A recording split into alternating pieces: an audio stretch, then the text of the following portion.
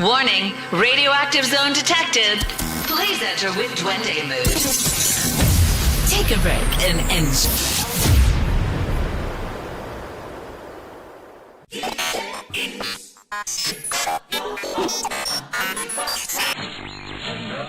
Yo, this is Nappy Boy Radio Live. Smoke crack, don't you? You smoke crack, don't you? I steal from my mama before I mess with your shit. And you know this, man. You want to talk about mama? Lord have mercy. The Lord is my shepherd. He know what I want. Excuse me, brother. Miss Parker! Miss... From way back. One of the original players. From the Himalayas. Ain't nobody coming to see you, Otis. If you're looking for all hit music, then we... There is powerful niggardry at work here. Which is out in squash is your... My cornbread, that's for damn sure. Because if you try to take... How old are you? 15, man. Motherfucker, you look 30. This ain't about phantom and getting my way. It's all for the love, it's not for the hate. No matter what people are trying to say, we cast the challenge. Found it. You're now tuned into a Planet Fanatics production. That boy is good. Good and terrible.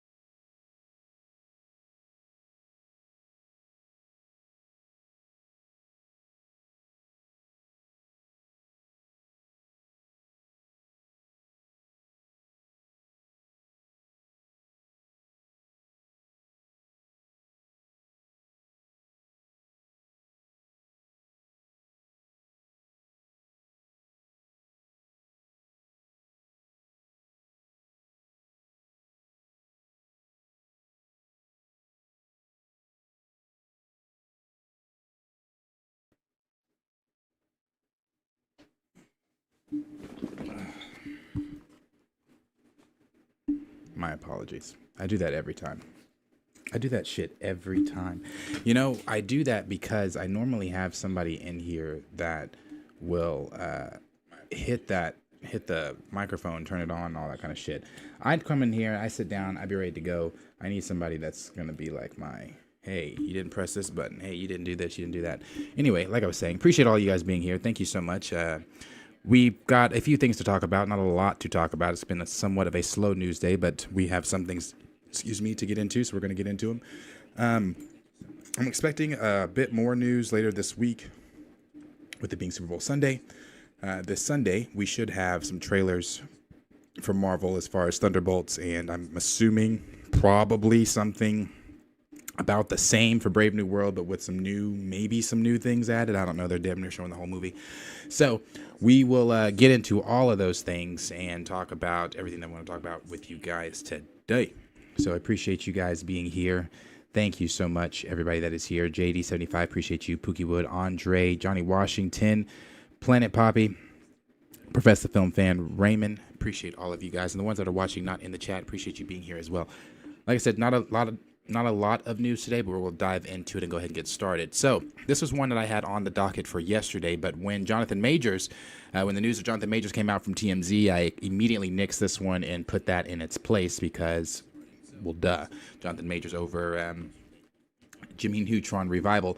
This shocked me. I don't know why it shocked me, because we are in the world of things being rebooted, redone, or whatever being brought back.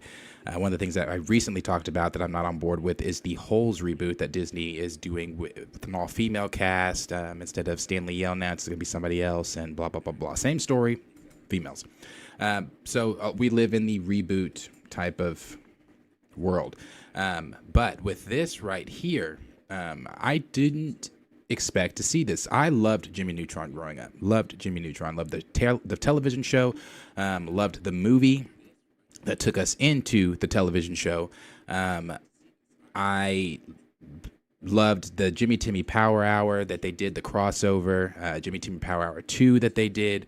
Nickelodeon during that time really had it going on. They really did. And Jimmy Neutron was one of those shows that had it going on.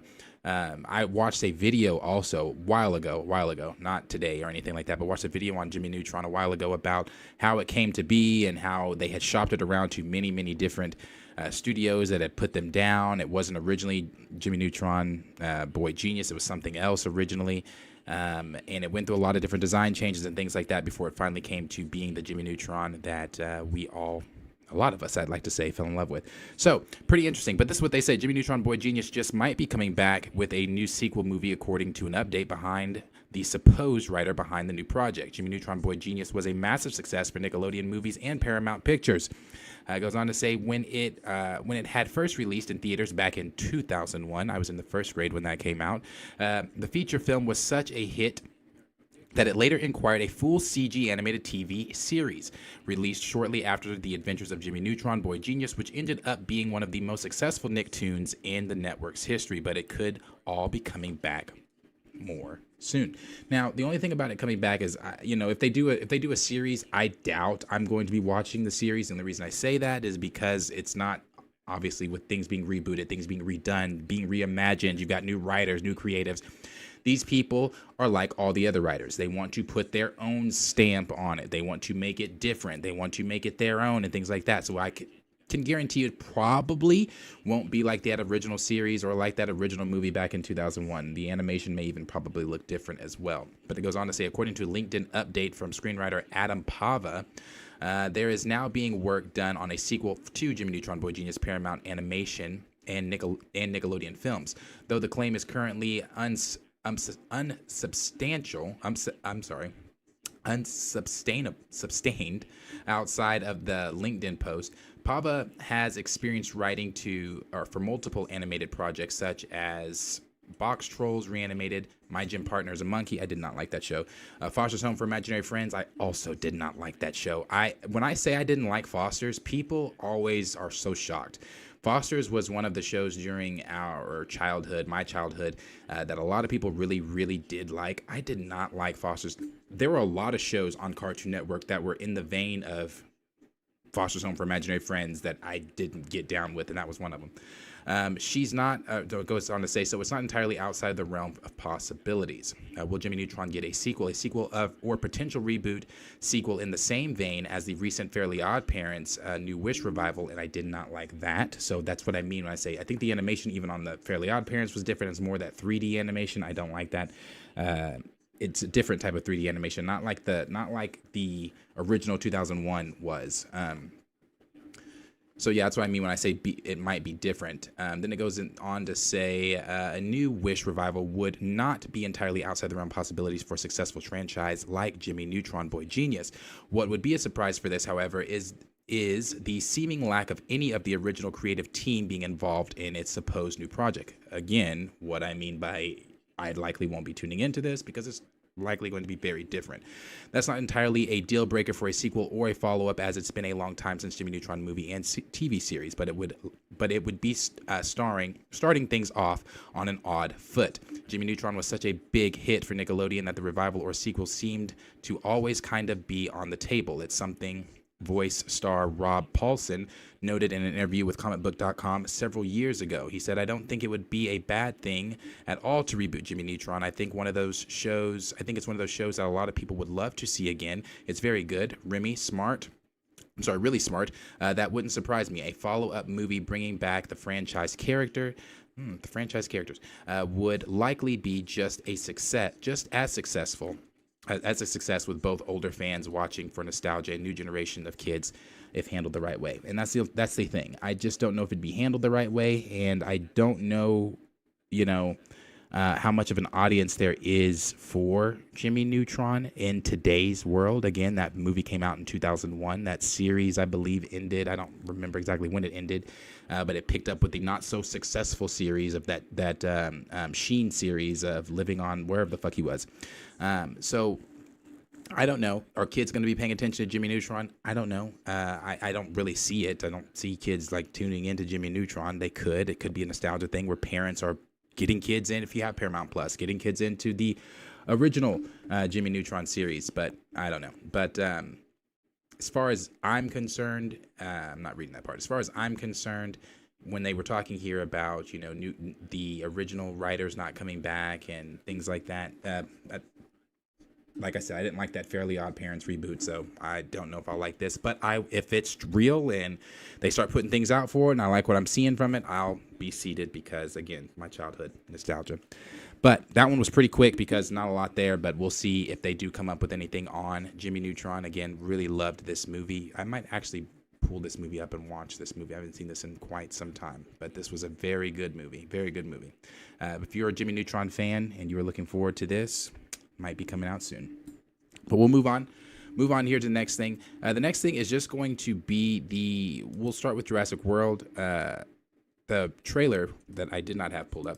The trailer came out today for Jurassic World. I'm a really big Jurassic Park fan. I saw Jurassic Park 3 in theaters as a birthday gift when I was younger.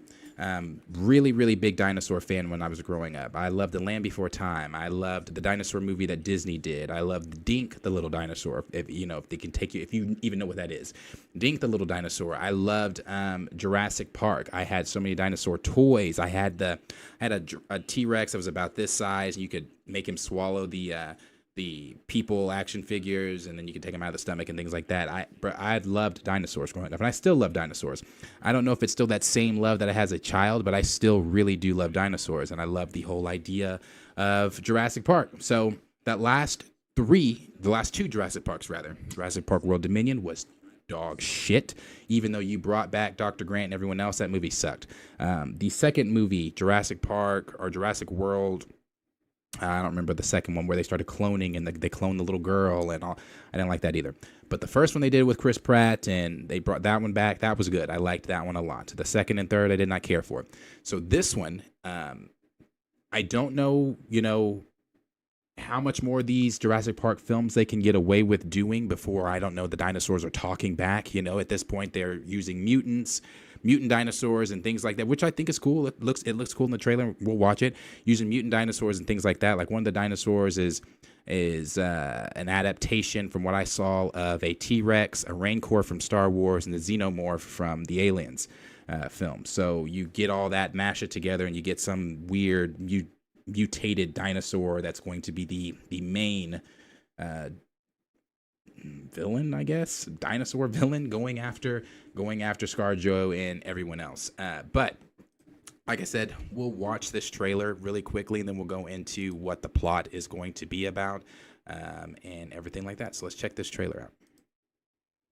Yeah, Jurassic World Rebirth looks like it's going to be really good. Like I said, I like ScarJo, so I'm excited to see her getting chased around by some dinosaurs and things like that. It looks like it's going to be good. But the overall plot, like I said, for this film is this here. And it's not spoiling anything, so it's just going over the plot, no spoilers or anything like that. But it goes on to say that 5 years after the events of Jurassic World Dominion, the plant's ecology, I don't know what that one is, has proven largely inhospitable to dinosaurs. Those who wandered away from the equator developed a disease that carries the risk of spreading to humans. The dinosaurs that remain exist in an isolated environment with climates resembling the ones they once thrived in. Zora's operation intersects with a civilian family who's boating expedition by an illegal island. There's always some type of boating expedition that's illegal. I think that was the synopsis of the third Jurassic Park film. She sent her son with his father, and they were on a boating excursion that weren't supposed to be that far out, and then ended up on what was it, Isla Newborn. That goes on to say it's possible that the crew crashed here after the boat was wrecked by the mosasaur. It does get attacked, but the leak didn't mention whether it's before or after they end up on the island. The island they end up on is an old engine testing ground. It was abandoned due to a failed company ending mistake. So they swept it under the rug, leaving everything to die. However, this became a dumping ground for the misplaced species. There is some character drama. Duncan has brotherly love for Zara, but doesn't trust Looms, who does fall for Zara. Those both, I think Zara is ScarJo's character. They both think they are in charge of the crew. They both think that they're in charge of the crew. Martin, they don't trust, and there is a traitor in their crew who wants to give samples to another company. Again, that's why I said I don't really know how many more of these Jurassic Park films they can do, because a lot of these plots and synopsises and things mirror the film previous or the film previous or the film previous. This has happened before. Again, Jurassic Park 3. You have, what was his name? The younger guy that was with Dr. Grant. You had him who was going with Dr. Grant originally, but then wanted to try to steal some of the pterodactyl eggs and give them to the guys from Engine and things like that.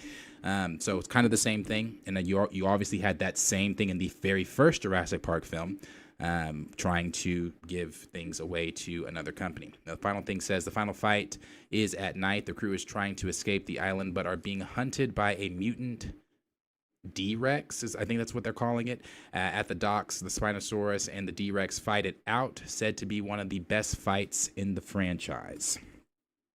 So, we'll see what it's going to exactly be. Like I said, that D-Rex or whatever the mutated T-Rex is, it's a mix between a Xenomorph from the Aliens films, a mix from a Rancor from the Star Wars films, and obviously a T-Rex from Jurassic Park.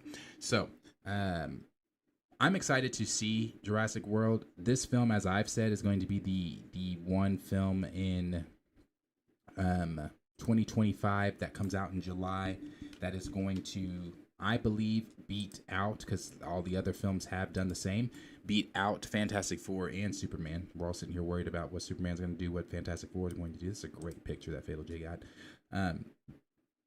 We're all sitting here worried about what Fantastic Four is going to do, what Superman's going to do. And it's literally going to be these three. This was it's literally going to be these three going at it for the month of July. And I believe Jurassic World Rebirth or Jurassic Park Rebirth or whichever it's called is going to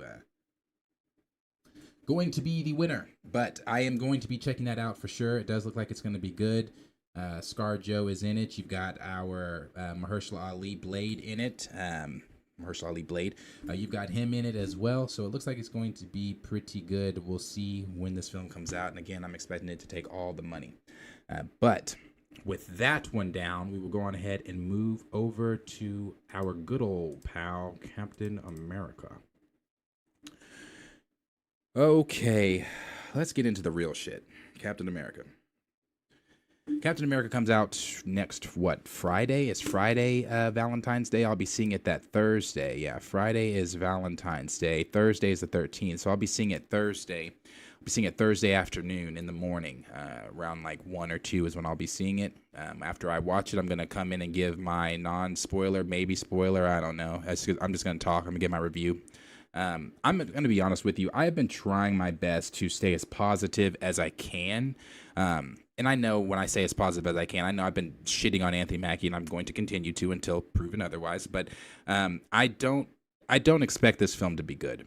I don't expect it to be good. I don't expect this film to be something that is in the conversation of Marvel fans when discussing some of the best films or discussing some of the best scenes or dialogue or characters or anything outside of this film when, you know, people are just casually having conversations about Marvel. This is not going to come up as one of the better films. This is not going to come up as one of the things that people really liked or something that people are even really looking forward to. As I told you yesterday, Chris over at 3C Films, who is a very big YouTuber, does the things that we do in these spaces and things like that. This has been on his most anticipated list since day one. After the fight scene of Anthony Mackie getting his ass kicked by some side fucking Z-listed character, some henchman, breaking his goddamn rib as Captain America, he posted that and said, you know, this was once on my most anticipated list. I'm not looking forward to this. It's getting, or he didn't say he's not looking forward to it. He said it's getting harder to get excited for this. And I told you, Paul over at Heavy Spoilers, what he said, you know, you might want to go for another round of reshoots. And there were just more and more and more. And for whatever fucking reason, Marvel Studios or whoever's making these decisions over there to release these daily clips, because there's a new one. I don't know. There's a new one. We'll watch it. There's a new clip. Now, this clip is somewhat in the trailer already. We've seen this clip. It's just a little bit longer. So we'll check that out, too. We'll check out what Anthony Mackie has recently just said about, you know, the super soldier serum and how it pertains to Sam Wilson and things like that. I also wanted to go ahead and pull up the original quote that he gave. When was that? In 2023? About it being his superpower being his humanity and X, Y, and Z and blah, blah, blah.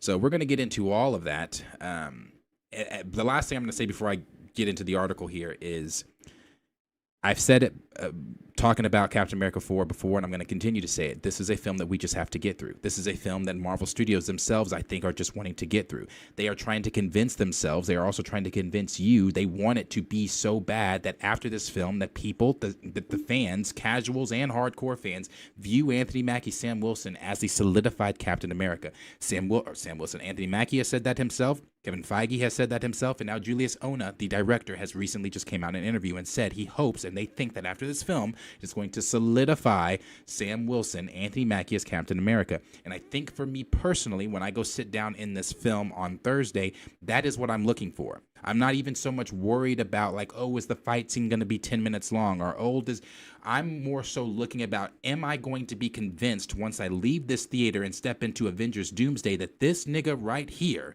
this guy is Captain America? Am I going to be convinced that he's Captain America? Am I going to believe that he's Captain America? Can I really see him leading a super-powered team being powerless himself? I don't know. We'll see. We're going to get into the article here coming from comicbook.com. And they said in the latest Captain America Brave New World clip, President Ross meets with Agent Leah Taylor. Anthony Mackie, meanwhile, names the X-Men villain he'd like to battle and Sam Wilson's lack of the serum. Marvel Studios has released a new clip from Captain America Brave New World. As you can see it below, puts the spotlight squarely on Harrison Ford's President Thaddeus Thunderbolt Ross. We watched this clip yesterday. We're not going to watch it again. Pointless clip to me. Pointless clip. I said it yesterday when we watched it. Didn't understand it. Didn't understand why they chose to play this clip or share this clip rather. This clip is nothing more, if you haven't seen it, this clip is nothing more than Harrison Ford on a workout bike, a Peloton, doing his thing, breathing hard. Then he starts talking about how, I don't know, some bullshit. Honestly, it just really was pointless. It was, I didn't understand it. I understand why. Obviously, in the film, I will understand it when it would make sense, but just as a clip on its own to release to try to get the overall fandom excited, what a fucking fail. Goes on to say, there's nothing overly revealing here. Well, no shit. Though we see Ross trying to keep his physical health in check as Taylor warns him against traveling to Tokyo following a recent attack on the White House. Based on other footage from the movie, the president is heading to the country for a discussion with Japan's president about adamantium. And it goes on to say, this is what Anthony said. And then it says, comicbook.com recently caught up with Sam Wilson actor Anthony Mackie and asked which Marvel villains he'd like to face in a potential Captain America 5. Now, kind of talked about this a little bit, but not really. So we'll kind of dive into his quote. I would really like to get some of those X-Men villains. I wanted the whole Juggernaut crew. I wanted the whole Juggernaut crew, some of those. I feel like those would be a lot of fun, simply because of the crazy nature of the combat scenes. No, are not because they're the best villains, but I feel like their powers head to head with my power. What? What power? That would be an interesting fight. What power does Sam have? When Anthony Mackie speaks about being Captain America, it takes me back to when everybody, again, maybe I looked at this quote wrong. Maybe I should have looked at it politically. But as I've said, I've never once looked at Captain America Brave New World in the political lens that everybody else has looked at it at. They took out the whole, in the trailer, they didn't show Thaddeus Ross being shot at anymore because 45, Donnie got shot at, so they didn't want to show that. They took out some other political controversial things like the stuff with Sabra and blah, blah, blah. They took out a lot of different things. Again, 47 goddamn reshoots, so they took out a lot of different things. 47's exaggerating, but you get the gist. So with all of that, with you taking out all of that, doing all the different reshoots and things like that, when Anthony Mackie talks about Captain America, and he talked like he did last week and said, Captain America, I don't remember exactly what he said, but there were a lot of people running with that quote and making it political, and some people were trying to, obviously, looking for things just to dig at Anthony Mackie because there are a lot of people that just don't want a nigga in the shield, in the Stars and Stripes, blah, blah, blah, that are taking that and running with that narrative or whatever. When he said that, I didn't think anything political. I just simply thought he just doesn't know what he's talking about. He doesn't understand the character. That's what I thought, and I left it at that. I wasn't going into all that stuff. When he says this, I'm thinking the same thing. He just simply doesn't understand this character. He just simply doesn't know who he's fucking playing. And the reason I say that is because you're sitting here saying, I want the whole Juggernaut crew. Brother, if you were to go, you're already going up against Red Hulk. We're going to see how that's going to go. Obviously, it's going to go in the favor of Anthony Mackie, Sam Wilson, because it's a Marvel Cinematic Universe film. It's a Captain America film. It's got to end on a high note for Cap, and us being like, yay, Cap. In reality, Red Hulk would beat the fuck out of Sam Wilson. And the same thing with the Juggernaut crew. Juggernaut would beat the fuck out of Sam Wilson. We are talking about a powerless individual who he's going to talk about that serum in just a minute. A powerless individual who goes on to say head to head with my power. Brother, what power do you have? What power does Sam Wilson's Anthony Mackie have? So, again, when Anthony Mackie talks about his character and talks about what he's doing as Sam Wilson, I just simply don't think he understands the character. I don't think he understands what or who it is he's playing. And he goes on to say, however, similar to the Red Hulk, this Captain America is seriously overpowered by characters like that. Unlike Steve Rogers and John Walker, Sam doesn't have the super soldier serum pumping through his veins and isn't superpowered. This is Anthony Mackie now saying, despite that, Mackie doesn't see things changing for him moving forward. Yeah, I don't think he will take it. What the fuck? He told the site, I think if you look at Sam is every man's Captain America.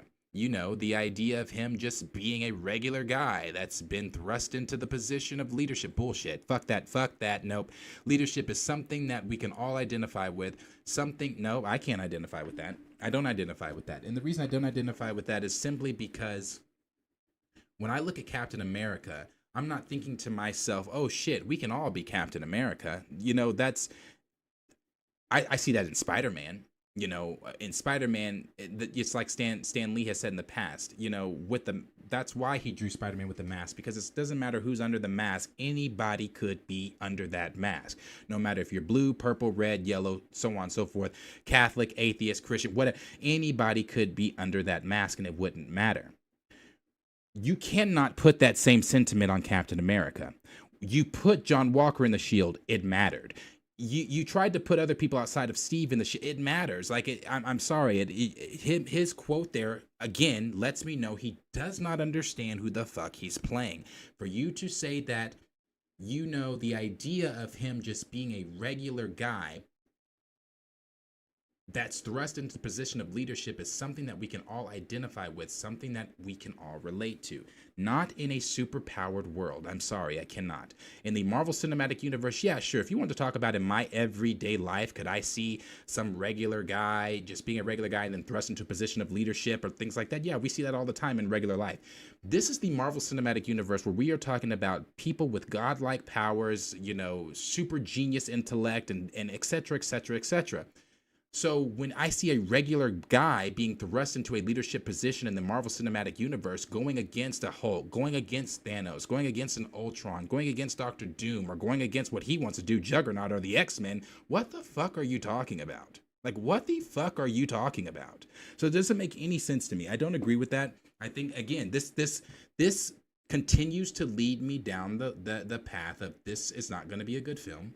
Anthony Mackie talking about he wants to be Cap for the next 10 years. Brother, I don't see that happening unless Marvel has just really shook your hand and really agreed with you and promised you that, you know, for the next 10 years, you are Cap. You're Cap. No matter how this film does, you are Cap. Unless they've had that conversation with him, I do not see him being Cap for the next 10 years. I just don't see it. I don't see it. So he needs to go with that soft reboot. He finished it saying, so I think it's important for him to not get the serum because then that takes him out of the realm of possibility of any of us being Captain America. But that's it. Not anybody can just be Captain America. So I just disagree with this. I disagree. I completely disagree with that. Again, if this was Spider-Man and you want to talk about anybody could be Spider-Man, sure. Because Stan Lee has said that himself. Like, under the mask, it doesn't matter. With Captain America, it fucking matters who's behind that shield. It matters. It matters. And it just can't be anybody in the realm of possibility. Like, no, bro, stop. So he doesn't understand this character. That was made clear, like I said, when he gave the quote in Japan, talking about take the America out of it. Okay. That was also made clear when he just said what he said about, you know, everybody feeling some type of way. Or I'm sorry, what'd he say? The bullshit. Having the idea of a regular guy being thrust in this position, all that kind of stuff. He just doesn't understand the character. So we'll see exactly how this film turns out. We'll see how it turns out. It comes out next Thursday. I'll be seeing it. I'm sorry, next Friday. I'll be seeing it on Thursday. I don't know, but I'll also show you the clip here. Let's go ahead and look at that. Look at the clip here from that they showed. Let me go back. Did I bookmark it? Where? I might not have cared that much, I'm gonna be honest. Maybe I did not. Oh, I did. Here it is. 21 seconds. Let's see more of the fucking movie.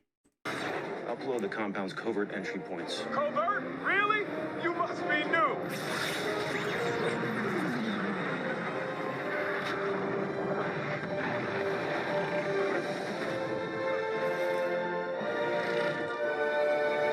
Wait for it. Upload the compound's covert Let's see entry it again. points. Covert? Really? You must be new.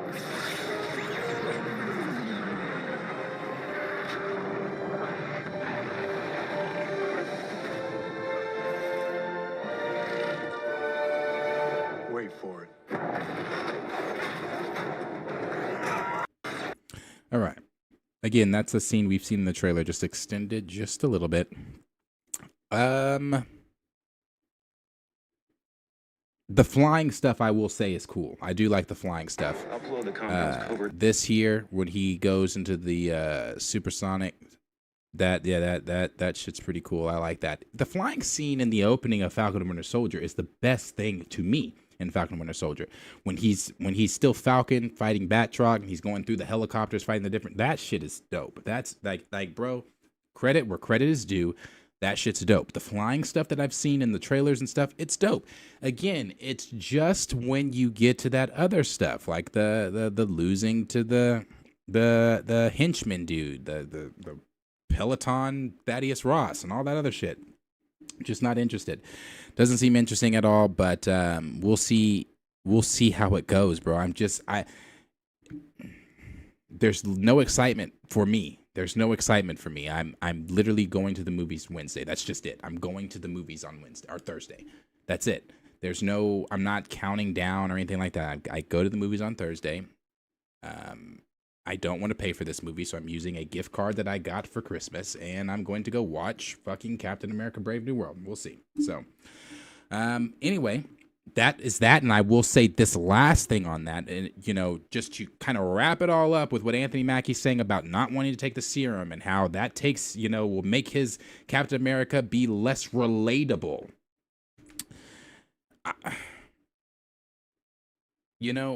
There are aspects of heroes that we relate to, certain things with heroes that we can relate to, but we don't relate to the superpower. Like, I don't relate to Superman being able to fly at the speed of light.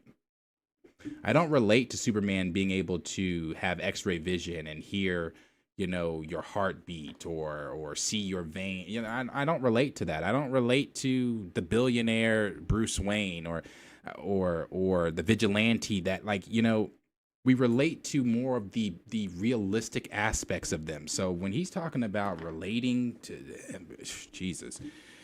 Anyway, this is what he said back in 2023. So almost 2 years ago, because this was February 13th, 2023. Almost 2 years ago, this is what Mackie said. While originally saying the wrong month, Mackie went on record confirming that New World Order, at the time it was New World Order, starts in March, and everybody gets squared away and ready to go. We start in about 2 months. March, 2 months. We'll be this month. We start in about a month. My bad, it's not January. We start in about, okay, I don't give a fuck about reading that. This is the part where he says here, when asked if he was going to explain the MCU to his co-star Harrison Ford, Mackie jokingly stated that he's going to give him a full breakdown. You know what? I'm going to give him a full breakdown, and we're going to compare notes. I'm excited about it. In discussing the differences between his Cap, Chris Evans, Steve Rogers, Mackie noted that Sam Wilson's superpower is his humanity. I always like to read this because I think people think sometimes I'm making that up when I say that this nigga really said that. Then he goes on to say, I think with my Cap, he's not a superhero. Well, he's definitely not. He doesn't have just look at this. This was the wording, the language or talking around Captain America in 2023. So he was never having superpowers. So I think with him, he has to come to the stage with a very different understanding of what it is to be a good guy or a bad guy. And what are the decisions that make you toe the line in the way that you do? So I just see him as more as a humane Cap, as opposed to a distinctive Cap of judgment. Where this is right and this is wrong, there are decisions to make you choose right or wrong. Okay, so going back up here where he says, so I think with him, he has to come to the stage with a different understanding. It doesn't matter what stage or what understanding Sam Wilson's or Anthony Mackie, Sam Wilson comes to the stage with. If you are fighting a Thanos, you can come with all the motherfucking understanding you want. If you don't have powers, you're getting mollywopped. You can come to the stage with all the understanding you want on the Red Hulk. You're getting mollywopped. The Juggernaut crew you want to fight so bad, you're getting mollywopped. It doesn't matter, bro. You have no superpowers. This is strange. This is wild to me. It's wild. So, anyway, yeah, he said that. I always like to put that into perspective because I think people be thinking like, nah, that nigga didn't say that. No, he did. He really did. So he's not gonna have any powers. His superpower is the vibranium suit that he's encased in. That's it. That's a superpower. And tell me without telling me you have no idea how vibranium works, because that's not the. Well, let me see. He was wincing. He was holding his rib. He said he got his rib broken. He had on the vibranium suit then. So I don't know, bro. I don't know. We'll find out on Thursday and I'll let you know. But that's really it. That's all I've got on Captain America. There's really not much more to go into. I'm sure Marvel Studios will release more clips and more clips and more clips. This Sunday is Super Bowl Sunday, so they'll probably release maybe the same trailer or maybe something different with some new clips. I don't know. We'll see.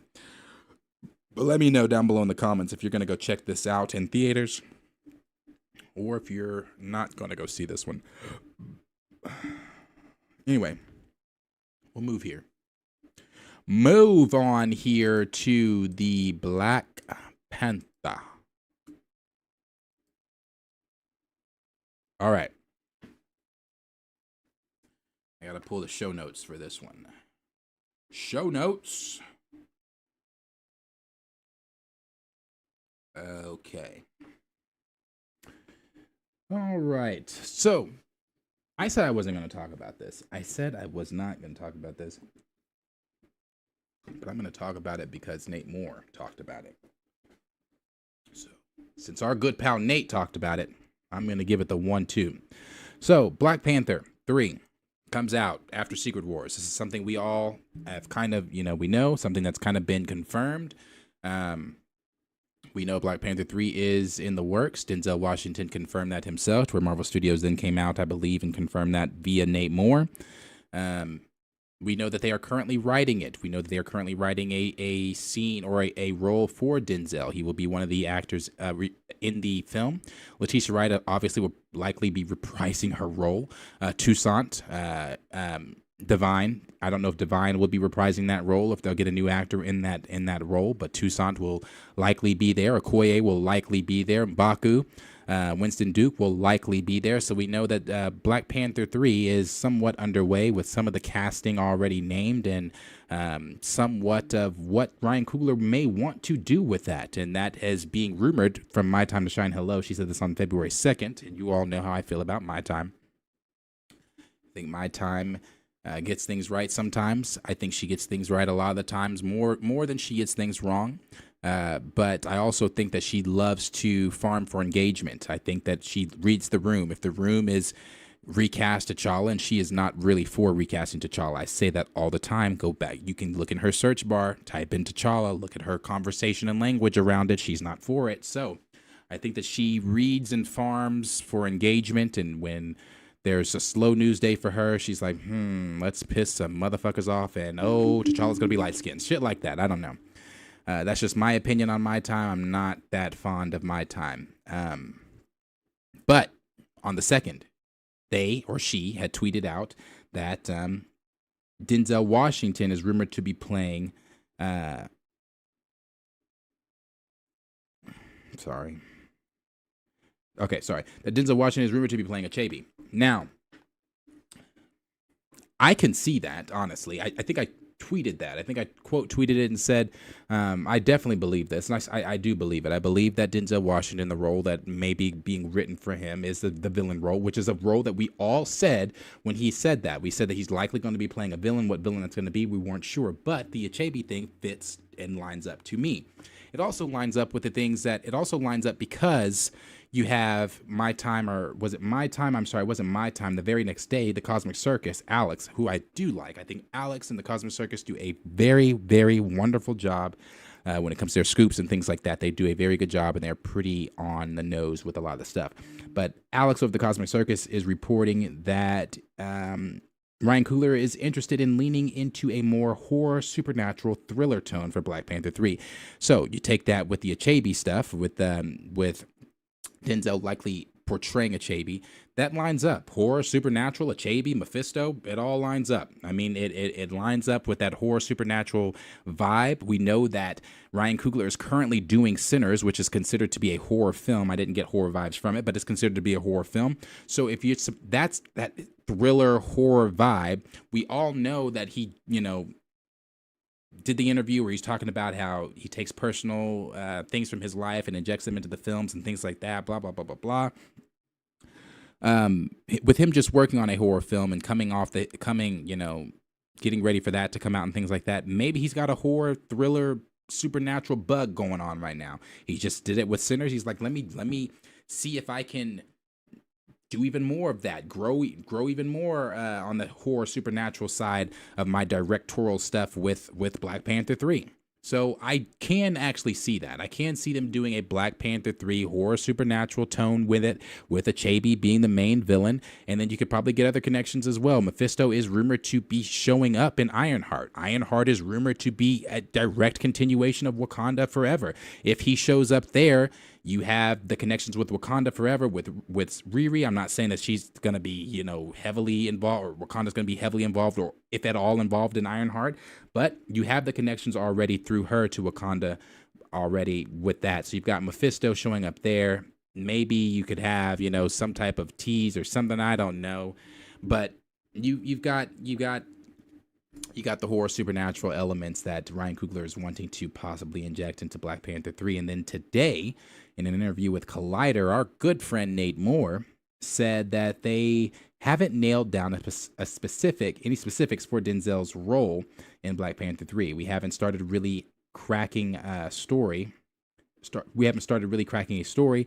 If and when we can figure out how to get Denzel in the MCU, that's good. That's going to be amazing. Okay, well, Denzel's already going to be in the MCU because he's already said that. So it's not really an if and when. It's the win is Black Panther 3. The if is now. So Nate Moore just talks a lot. And I will say this too, when I saw him say what he said today, I thought to myself, damn, there was really a period of time where this nigga was just quiet, and I miss that. I really do. I miss it. There was a period of time where he was just quiet. We hadn't heard from him since Wakanda Forever. He took a vacation. He was gone for quite some time, and now he is back and just spitting the same ass bullshit. Not that quote was anything bad like that, but it's just like, it just sounds like the same run of the mill Nate Moore bullshit that he's constantly twirling when it comes to the when it comes to T'Challa, the Black Panther, and the MCU. But we'll get into what comicbook.com had to say about the whole horror supernatural tone, and they also talked about the recast plans, but we already know about that. That's what Nate Moore said yesterday, saying that there are no truth to those rumors. But let's see what they say here. We have some fresh details about Marvel Studios' supposed plans for Black Panther 3, including the fact filmmaker Ryan Coogler could be looking to make some sweeping changes to the franchise's tone. All right, it goes on to say, much has been said about Marvel Studios' plans for T'Challa in the recent weeks. Social media scoopers appear to agree the role will be recast, likely for the next Avengers movies and almost certainly for Ryan Coogler's Black Panther 3.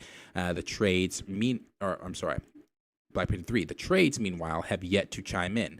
While the multiverse opens the door to a new T'Challa being plucked from another reality, all signs still point to young Toussaint/T'Challa II being aged up post-Secret Wars to pick up where his father left off. The Cosmic Circus' Alex Perez has shared some inside intel of his own today, confirming that he also heard Toussaint will take over the mantle in Black Panther 3. He also acknowledges that this doesn't eliminate the possibilities of other Black Panther variants showing up in Avengers films beforehand. Interestingly, Perez adds, I've heard that compared to previous films, Ryan Coogler is interested in leaning into a more horror/supernatural thriller tone for this film. That lines up with what we've recently heard about the threequel villain and points to the franchise getting a new look and feel to go with its next lead. Black Panther Wakanda Forever has hit, but never quite felt different enough considering Shuri stepped into the Black Panther Wakanda Forever. Never mind. Into T'Challa's role. Of course, somewhat contradicting this is everything else we've heard about Black Panther 3 are comments from executive producer Nate Moore. To where Nate said yesterday, the truth is there's no truth to those rumors. He said in an interview, never say never to anything. We haven't really had a lot of creative conversations with Ryan Coogler yet because he's finishing his film Sinners, which comes out later this year. We'll get into that later this year, but everything you read is not true, if for no other reason than we just haven't started working on it. He added, we don't know the story. We don't know what the story is. I couldn't tell you whether or not I didn't know he said this part. This is new to me. We don't know what the story is, so I couldn't tell you whether or not we're open to recasting. It certainly wasn't our instinct for Wakanda Forever. I'll never say never to anything, but it's too early to talk about any of that stuff. We have to figure out what the story is going to be. Okay, hold on. Now I'm going to be honest with you. I was not privy to this portion of the quote, because this portion of the quote, I did not go look up the quote either.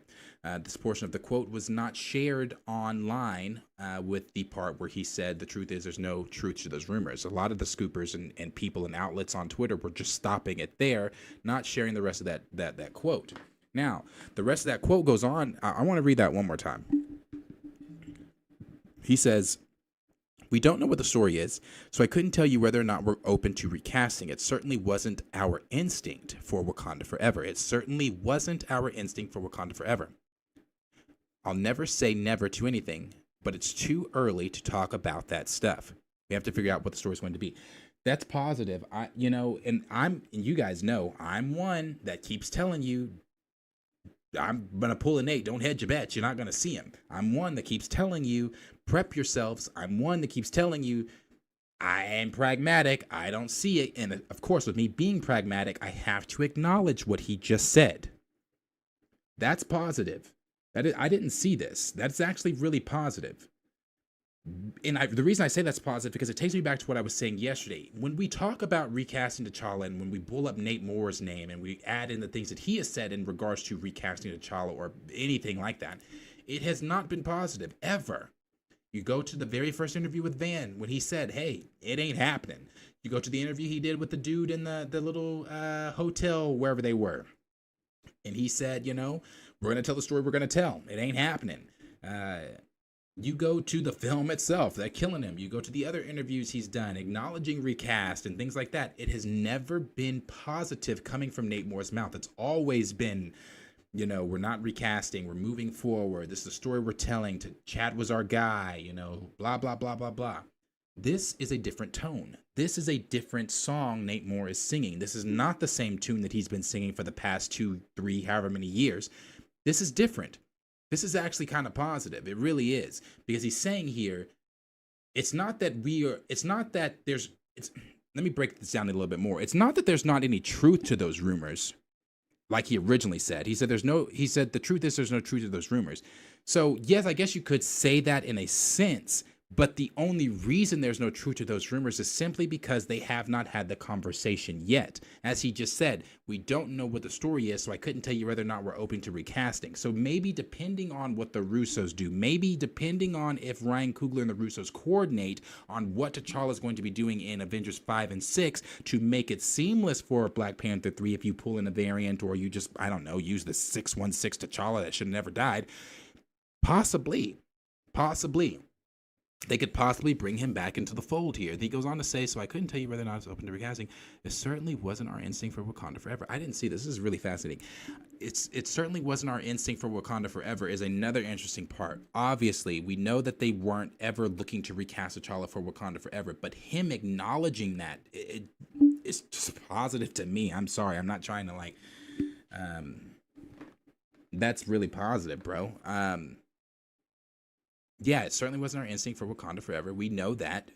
So him saying that and acknowledging that yeah, we weren't thinking about it for Wakanda Forever, but it's possibly on the table here. You go back up to the original quote where he said, never say never. Then he said, I'll never say never to anything, but it's too early to talk about that stuff. We have to figure out the story going to be. So, okay. All right.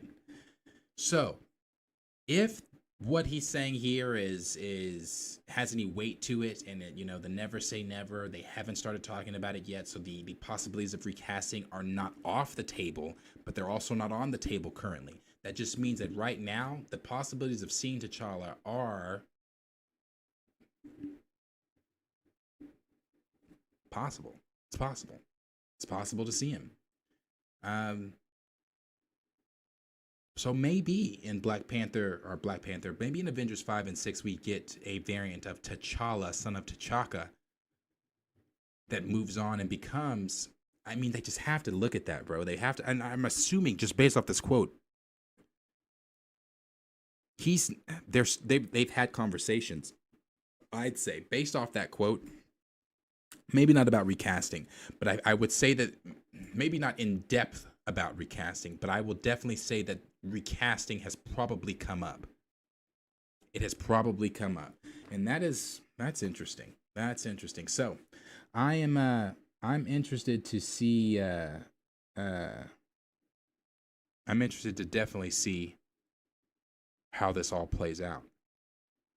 That's interesting. That's a quote to keep bookmarked for sure. This right here is a quote to keep bookmarked because this is the most positive thing Nate Moore has said since he said, in order to love the Black Panther, you have to first love T'Challa. This is the most positive thing he said since then. So that's interesting. Anyway, this goes on to say, while Marvel Studios is likely exploring its options when it comes to T'Challa's future on screen, it's clearly early days and probably best to take anything we hear with a pinch of salt for the time being. Letitia Wright Suri is still most likely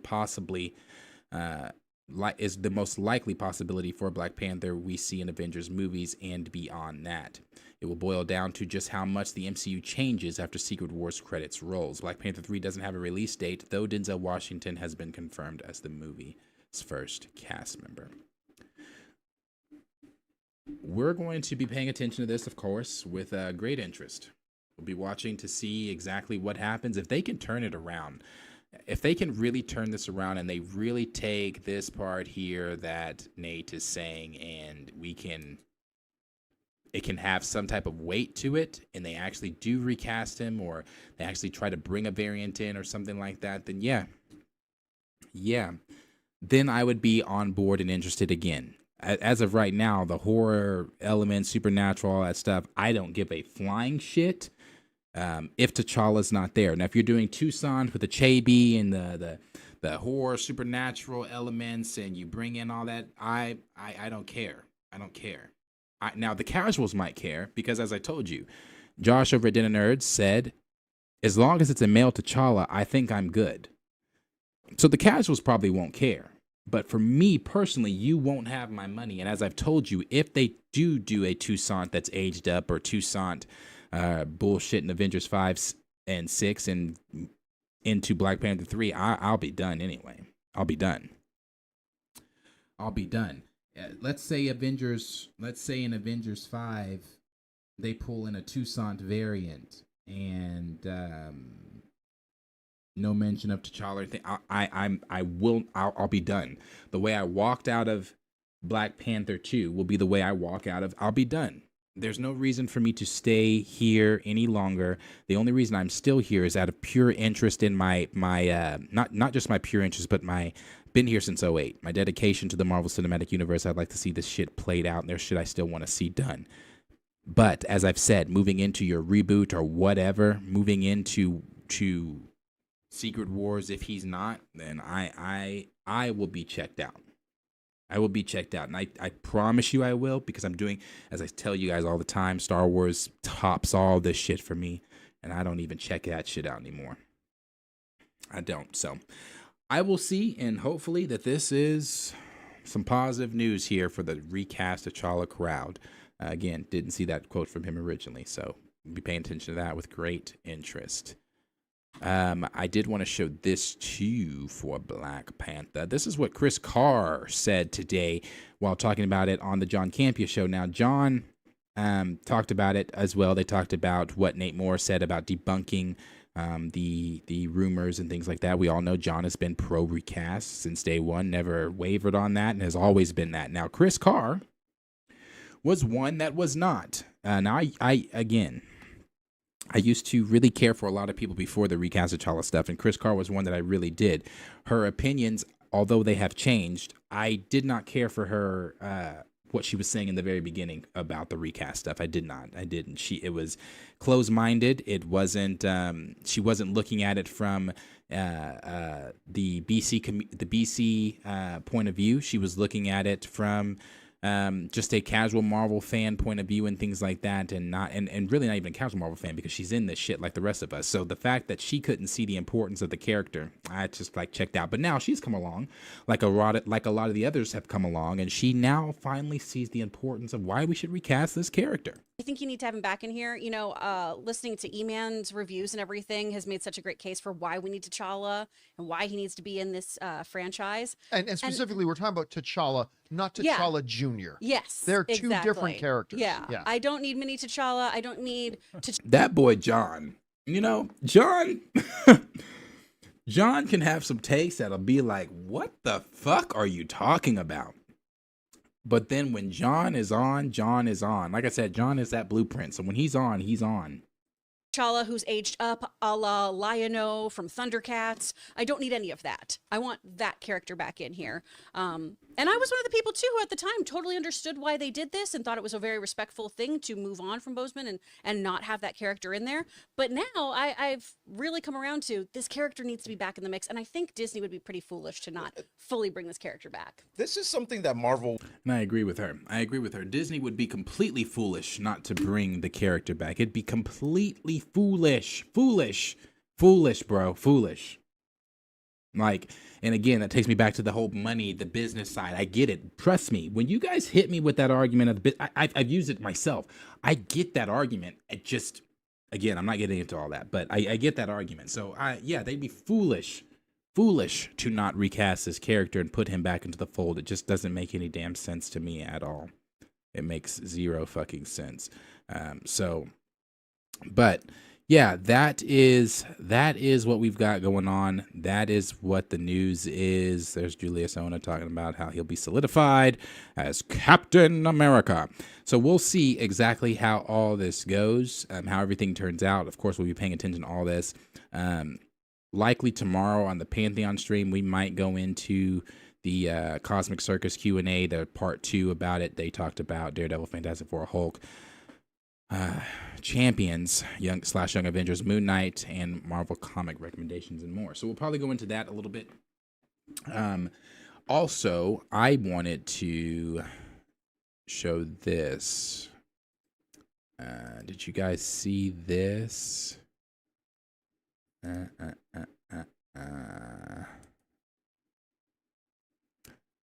So obviously we all know that Tom Holland and Zendaya are engaged now. This shit is hilarious too. This shit is funny. Let me handle this. This shield is made out of vibranium. If you think you can shoot me through this... I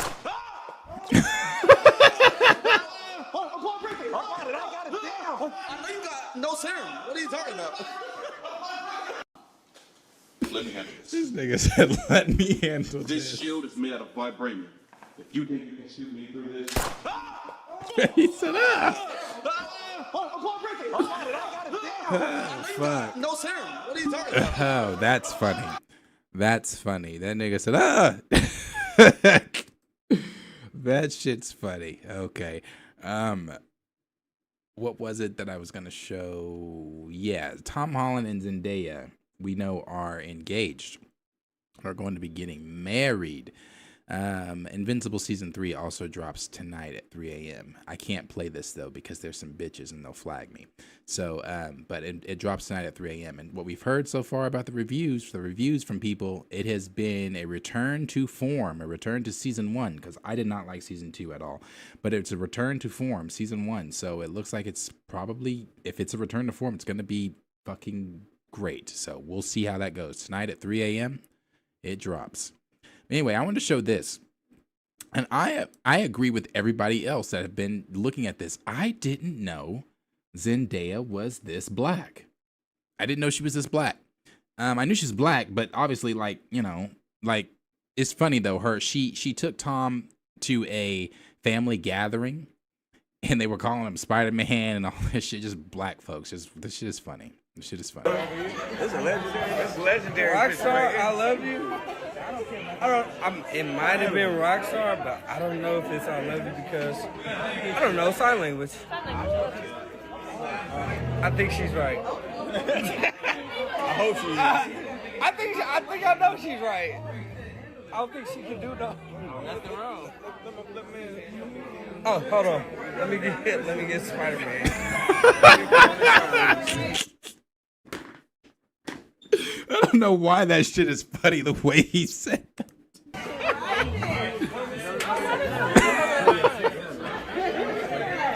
Spidey scissors. Oh man, that shit is funny.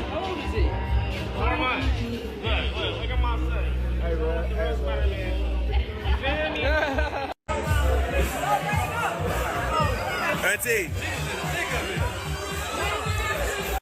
Now, here's the thing, though. Tom might be white, but Tom can actually dance. Tom has rhythm, brother. Tom can actually dance. I'm not talking about the umbrella, the umbrella dance he did on what was that, Lip Sync or whatever that show was called. Not that. There's other videos of Tom actually dancing. Tom's got some rhythm, bro. I think Tom was into dancing before he was into acting. So yeah, he's actually got some rhythm. So he gonna get out here and show these black folks that, hey, I got that rhythm too.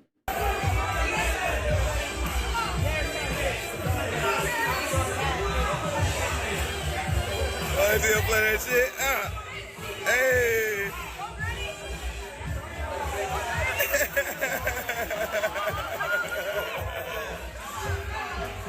Hey. But he still looks out of place. Oh, fuck.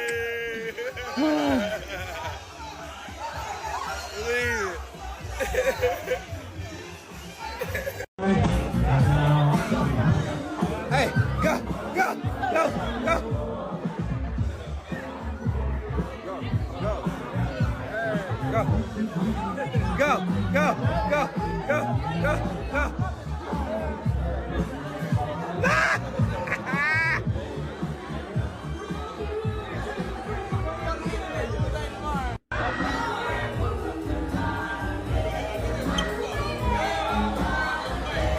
Bruh, like, obviously Zendaya's black. I just didn't know that, like, just looking at her, I didn't know she was, like, her family.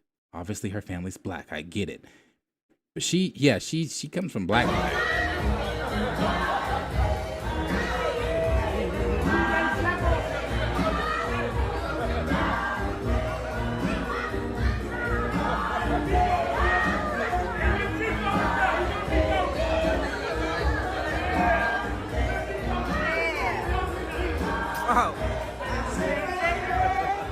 And I really like those two together. I've always loved those two together, but he really is in love with this girl. Auntie, them cutting up. That girl Mildred.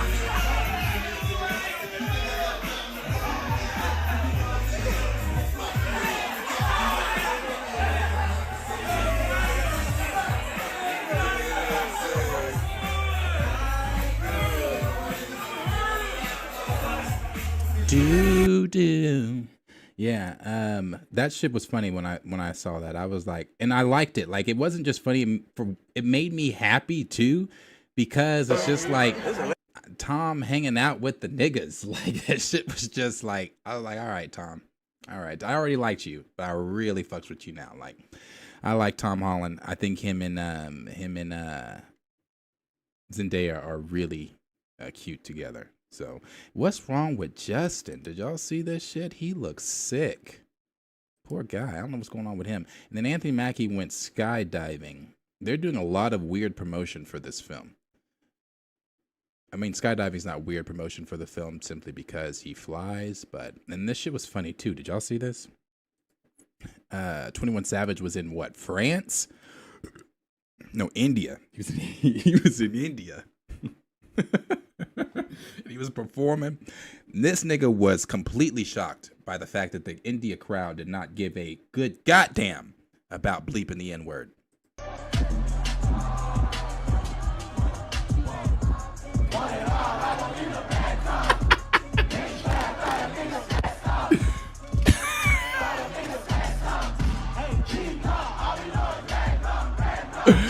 The look on his face was like, I want to say something, but this bag, gotta get this bag.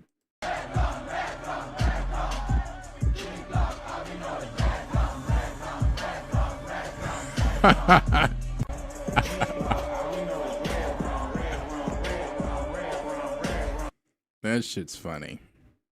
I love the fucking internet. That shit is funny. Yeah, and then there go Tom dancing right there. He actually got down with Auntie here. Yeah, it's just funny. Funny. And like I said, I liked them two together. He looked like he had a good time. That was dope. Anyway, that is all I've got. All I've got for you guys today. Let me see. Jump into some of these ones down here. Chill Spot said, the lip sync battle performance was iconic. It was. See, Zendaya dressing up and looking like Bruno Mars, but Tom killed it when he came out there with the umbrella. That was, he killed that. He did. He killed that. Let's see. Johnny said India people get a pass to say it. Oh, do they? I'm typically not giving out passes in general, so unless you are me, I'm typically not handing out N-word passes. My white friends don't get the N-word pass. My India friends don't get I'm not handing out passes, but that's just me. William said 21 let Drake get away with it all the time.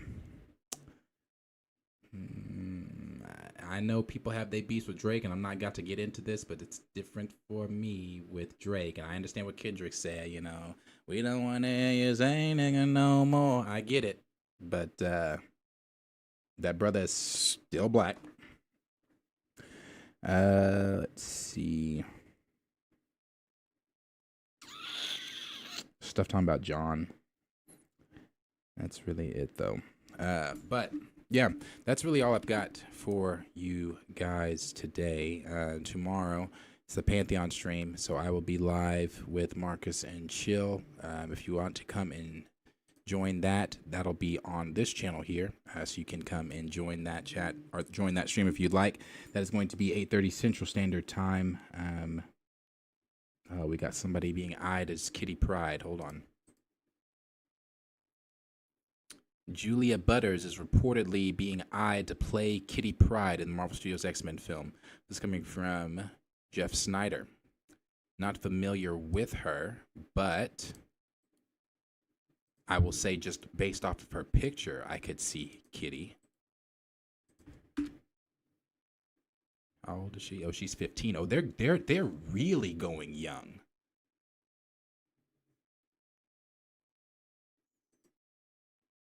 What has she played in? The Gray Man. Yeah, another unknown, which is what they're going for. They're going for those unknowns and going for what we heard, a younger looking group. We also heard yesterday, I think it was yesterday or earlier this week, that the film is not going to be an origin film, but Kevin Feige confirmed that a while back that it wasn't going to be an origin film. Interesting. Not sure who she is outside of any of this. I don't know any of this outside of what they just showed on that post, but she, face-wise, I could see her as Kitty. 15.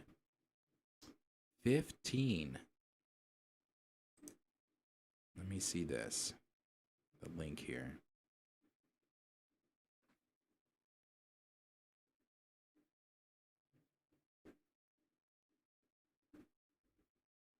Okay, no link? What the fuck? It's right here. It's not pulling it up, though. There we go. Oh, is it you got to read, or you have to pay for this shit? All right, he said, I'm hearing that rising actress Julia Butters is being eyed to play Kitty Pryde in the Marvel Cinematic Universe, where Kevin Feige soon plans to introduce a new iteration of X-Men. Now, X-Men doesn't even have a director yet, even though I'm pretty sure Marvel knows who's directing this movie, so it's still early in the process.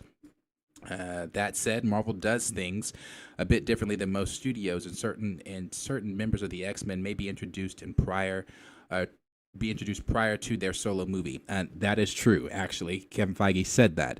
He said expect to see mutants popping up before the mutant saga officially commences. So we'll see, I don't know, other mutants popping up here and there that are in the MCU. Other mutants popping up here and there before the X-Men saga or mutant saga. Yeah, it says, for example, in either Avengers Doomsday or Avengers Secret Wars, it'll be both of those. It was supposed to be starting in what we're supposed to see Thursday or Friday. It was, if you go back to those original rumors a long time ago, or I think before the 7th reshoot, mutants were supposed to show up in Brave New World. Then it goes on to some mutants, not a lot, some. It goes on to say the Russo brothers are currently casting the Avengers sequels right now, and it wouldn't shock me if they had some input in the casting for some of the X-Men characters, given how much Feige and his Marvel consorts trust the Russos. Butters previously worked with the Russos brothers on, and you know what? I'm believing this rumor a little bit even more as I'm reading this, as he says Butters worked with the Russos previously on Gray Man. Well, we know that if we're to believe rumors like from Daniel RPK and My Time to Shine Hello, then the Russos are going to be taking over the Mutant Saga. They will be overseeing the Mutant Saga. They will be, I think, producing and directing on the Mutant Saga. So if they've already previously worked with her, they probably looked at her as like, oh, I could see her as Kitty. Let's get her in, see if she would be interested in doing this role. So the more I'm reading this, the more I'm believing this, because I do truly believe that the Russos are doing the Mutant Saga. So there's an existing relationship there, and she was already handpicked by Steven Spielberg and Quentin Tarantino to star in The Fabelmans and Once Upon a Time in Hollywood, respectively.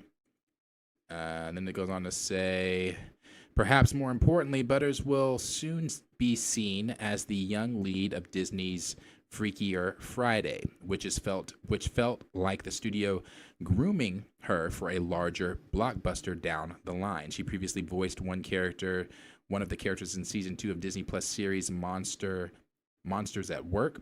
Furthermore, I understand that Butters is Jewish, which is relevant given that the character of Kitty Pryde is also Jewish. Butters is represented by the UTA and anonymous content. It goes on to say, elsewhere, I continue to hear that Sadie Sink from Stranger Things and Harris Dickinson, and I like him as Scott from Baby Girl, are being eyed as Jean Grey and Scott Summers, but interest doesn't amount to a signing deal. And there are a variety of factors that could affect things, from money and scheduling. Dickerson will be busy with the Beatles movie, to how large a commitment Marvel is seeking from each of these young actors. I would assume if they're being rumored to play Scott and Jean, you can surmise how big of a commitment Marvel is wanting from the two actors, whoever they are that play those two. It'd be a pretty big commitment. You are playing two of the main X-Men. You are playing Jean Grey and Scott Summers. Yeah, so it'd be a pretty big commitment. Goes on to say, that said, Butters appears to be the right age to play a student at the Xavier School for the Gifted Youngsters. With Dickerson and Singh, while Dickerson and Singh are at the right age to play recent graduates. How old is Sadie Sink? Because she looks about 15 too. Oh, Sadie's 22. Oh, she turns 23 next month after next.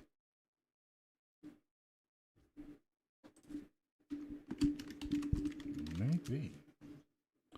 Might be. No fan art of her as Jean? Huh. So she turns 23 in April. Okay, and this goes on saying, the new X-Men movie does not have a release date yet, though it could hit theaters as soon as late 2027, as Secret Wars will try to break box office records that may stay, Stay tuned for more, as there's one other big X-Men rumor floating around out there.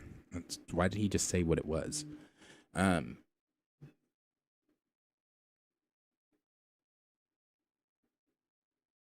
Okay. Yeah, so Julia Butters as Kitty Pryde. She's 15. She'd be one of the, obviously, students currently at the school. I'm being honest with you. I mean, I believe it. Is she going to play her? I don't know. Obviously, there's no signed deals, but do I believe that she's probably in the running? Yeah, I believe she's probably in the running, especially if she's previously worked with the Russos. The Russos being rumored to helm the X-Men saga. So yeah, I could definitely see that. As I said, she is Jewish in here, and so is Kitty Pryde. And we all know that this is not going to be an X-Men origin story. They have made very plain and clear, this is not going to be an X-Men origin story. This is going to be already established. So Yeah.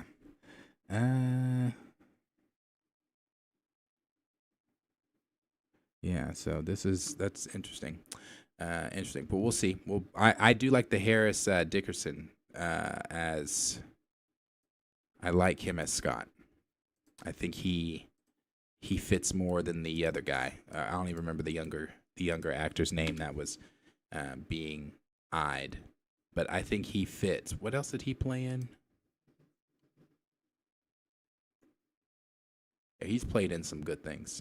Iron Claw with Zac Efron, The Kingsman, Maleficent. He's played in some things. He's been around. So yeah, yeah. I'm ready for the X-Men. I think we all are ready for the X-Men. So I'm ready to see exactly how that turns out. But yeah, that is really what I've got for you guys. Raymond says she looks 12. Tomorrow is Raymond's birthday. He won't be on. Happy early birthday to you, Raymond. I do hope that you have a great birthday tomorrow, a blessed birthday. And I hope that you are surrounded by your loved ones. So I hope you have a great birthday. Happy early birthday to you. Appreciate you as long as you've been here. Definitely appreciate it. Chill said, we don't got any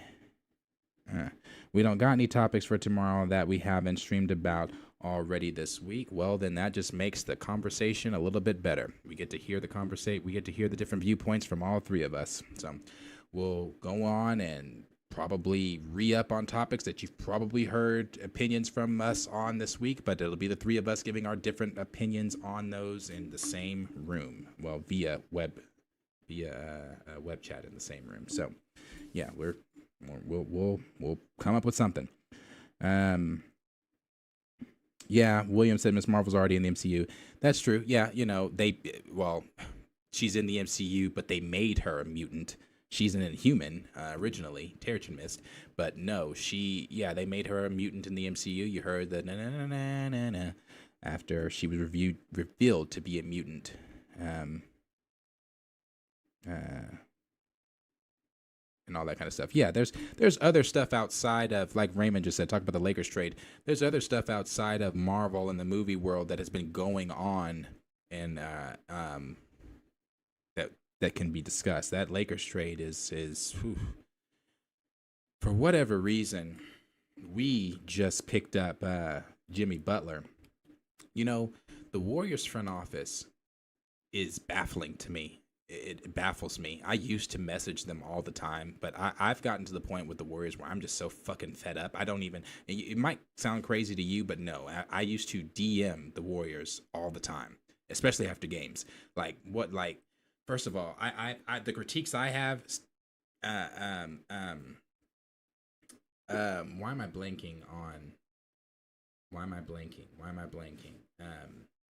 Draymond needs to go. That's not what I'm blanking on. Draymond, I said in 2016, Draymond needed to go.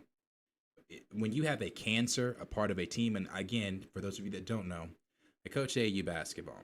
This is one of my favorite, I have three of these bad boys right here. This is one of my favorite trophies. This is a glass ball. That is a very, very, very tough tournament. It took me 5 years to even accomplish that one. Then after that, we went on to win the next 3 years.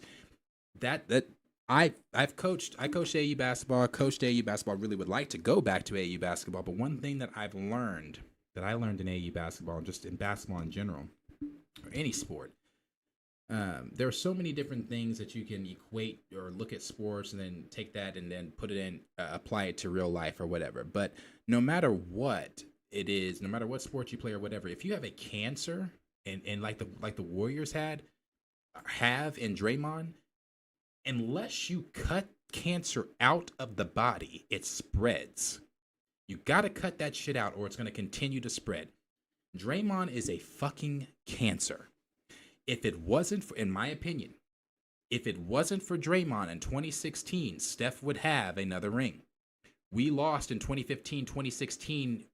We had them down, 3-1? The game that Draymond had to sit out was his fault. From the previous game, all the fucking technical fouls he had picked up that season. He knew one more and you have to sit out a game. When you know it's 3-1, you have to think about the team before yourself. On the back of our jerseys, it said we with the greater than sign, me, pointing away from the greater than sign. Because on my team, the only motherfucking head honcho that's going to be giving opinions and barking orders and telling you is me, not me. Other than that, you play your role. This is a team. Nothing is going to be done individually. One thing I always used to do with my boys, especially when they would do that ball hogging shit. Nobody wanting to pass the ball. The ball's just getting stuck in your hand. And then the people that don't have the ball just stuck in mud, not moving around on the floor. You got the ball as a point guard. I used to tell my boys, get on the baseline. One of you guys get on the baseline. If you can, I'm gonna throw this ball. You're next to you. You're gonna run. I'm gonna throw this ball all the way down to the other end. If you can beat this ball down to the other end before the ball gets past the other baseline, then sure. Then you keep the ball, hog all you want. Dribble as much as you want. Put on a fucking dribbling clinic if you want. That's fine. None of them obviously ever beat the ball down because you're not going to move faster than that motherfucking ball can move. When that ball starts sticking, you've got to pass that bitch off. Move, motion, pass, move, pass and cut. Pass. Like we ran a motion all the fucking time. With Dre, that nigga needs to go because he doesn't understand that shit. He doesn't understand team. He doesn't understand we before me, because if he understood that shit, he wouldn't make the selfish decisions he's made to put the Warriors in positions that they've been in. So Dre should have been gone. On top of Dre should have been gone, what's his name? Steve Kerr. Steve Kerr should have been gone as a coach. And I know some people confuse Steve Kerr with a good coach. No, he's not a good coach. He has a good team. There's a difference. When he's got a good team and they have to do shit. Steve Coach in an in-game situation can't coach at all. When it's an in-game situation, it's a timeout he won't call, or a substitution that doesn't make any sense, or a sub that he should have made, or anything like that. It's like Steve Kerr should have been gone. That when he had those back issues and was out, what was that, 2015, 2016? We had Mike Brown. Nigga, we won every fucking game up until the game Steve Kerr came back. He should have been gone. So yeah, the Warriors, the decision they made today, bringing in Jimmy Butler, what are we doing? I don't see that. They made that trade an attempt for a championship run. And I still don't see it. I still don't see us making that championship run. So I don't know. You had them talking about wanting to bring KD back, and KD, the report said, and this wasn't directly from KD, but the report said that KD is the furthest thing from interested in joining the Warriors. I don't fucking blame him. I wouldn't have joined the Warriors either. I wouldn't want to go back to the Warriors either. The reason I left is still fucking there. So why would I want to go back to the Warriors? Look at Jordan Poole. He just was saying the other day how he really loves those guys over at the Warriors, and he stopped himself and said some of those guys. He's talking about Draymond because Draymond punched the shit out of it. It's like, I don't know who at the front office is making the decisions for the Warriors and like, oh, let's do this trade. You traded Andrew Wiggins. Did they trade Kuminga too? I can't remember whoever. Dennis Schroeder has been getting passed around like a used condom, so he needed to go anyway. I never wanted Schroeder in the first place. I don't know where he's going to land or where I know he's going to be. I don't know what he's going to do there, nor do I care. But we traded Wiggins. And not to say that Wiggins makes the best decisions all the time, but to me, I'm keeping Wiggins before I keep Draymond. Doesn't make sense. So I still don't see us making no fucking championship run at all. Steph is going to Steph regardless. He's going to be Wardell and do what he's got to do. But as far as a big three, we don't have a big three. We should have went for a post player. We have never had a solid post player, but instead of going for a post player, and don't tell me fucking Looney is you're a Looney if you think that Looney is a good fucking post player for us. We don't have a dominant post player. We've got everything on the outside, but we don't have a dominant post player. We are small when it comes to playing this fucking game inside, and we can't hang. So I don't know. It ain't gonna be no fucking. It ain't gonna be no damn championship run. I can tell you that right now. Ain't gonna be no championship run. Yeah, that was Mark Jackson's team for sure. For sure. Not Again 90s said Butler going to curse Kerr out once he sees those small ball lineups. I'm telling you. I'm telling you, bro. Like, the trade doesn't make sense to me. I don't think Jimmy fits with what the Warriors have going on. I know he wanted out of Miami. Miami wanted him out of Miami. But I don't know. I don't see it. I don't think we're still making that whatever type of run they think they're making. Naughty 90 said, punches Poole, yells and belittles KD, bro. Laughed at Clay when he was expressing his frustration with the team. Constantly gets texts which caused Curry to shed tears, literally. Yes, bro. Like, and all facts. All fucking facts. So when you're looking at the common denominator of what the problem is, it's Draymond Green. Draymond Green is the problem. Draymond Green should have been gone, but for whatever reason, they keep entertaining this fucking idea with this grown-ass man who can't get his shit together, but then wants to get on his fucking podcast after every game and go on and bitch about this and this and this and that and blah, blah, blah. Bruh, he's got to go.